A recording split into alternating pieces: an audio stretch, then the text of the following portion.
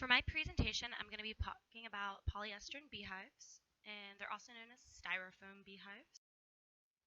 They first started with a Czech beekeeper. He was introducing them in Scandinavia, and he did this because he wasn't satisfied with the heat retaining.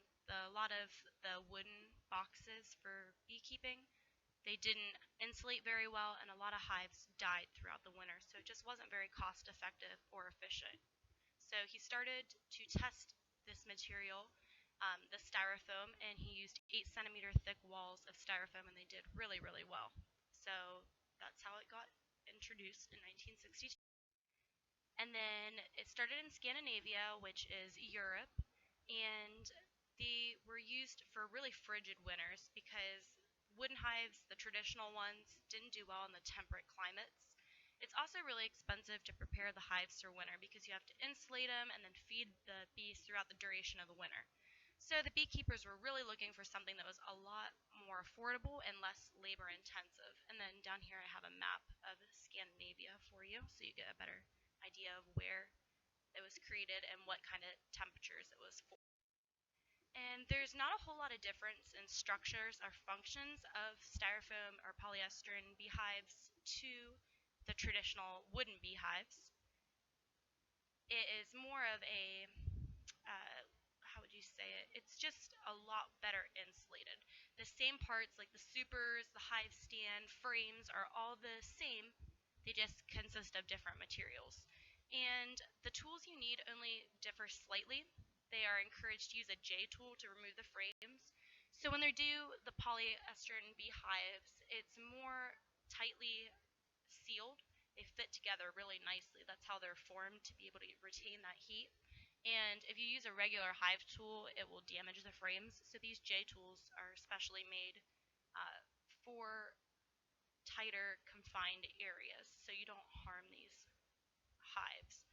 And then they're made to be secured together very tightly with no assembly, so that's the kind of difference. The wooden hives you do have to put together with your wood glue and your different nails.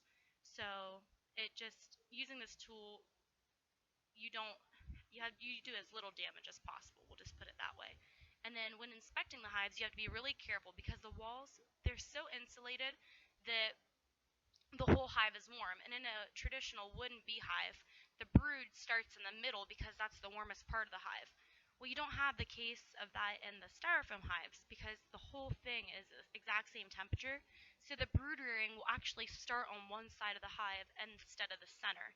So you have to be really careful because the queen can be on these outside frames, and when you go to take it off to retrieve different things or measuring or taking your honey supers out, you have to be careful that your queen doesn't fall and get crushed or harmed because then your whole hive will just not do well and it will die off eventually.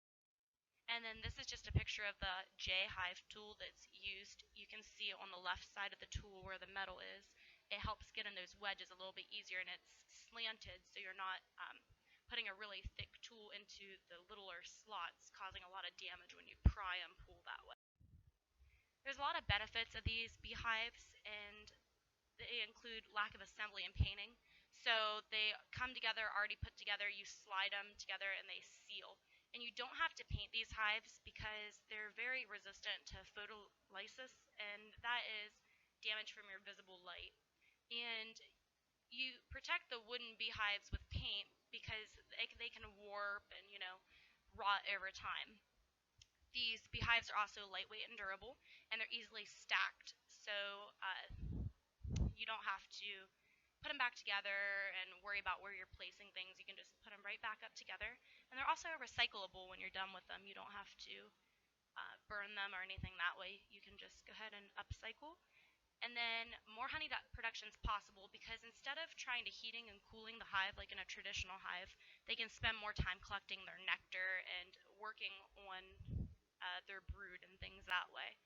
So there's no need to wrap your hives in the winter because they're super insulated. They have adequate warmth for the nucleus of bees, and they have the perfect ventilation. So you don't have to spend time in the winter. They're very time effective. And longevity, they last up to 30 years, and that's very unlike the traditional hives, which will warp and rot, but long before then. And then, like like I said, it's resistant to the photolysis, so you don't have them decaying, warping, or shrinking. And then they're a lot more affordable, and they provide longevity, so you're not having to replace your hives every couple years. And they stick together really tight so that you don't have to worry about them falling over, different things that way too. So they're just a really good hive that works really well together.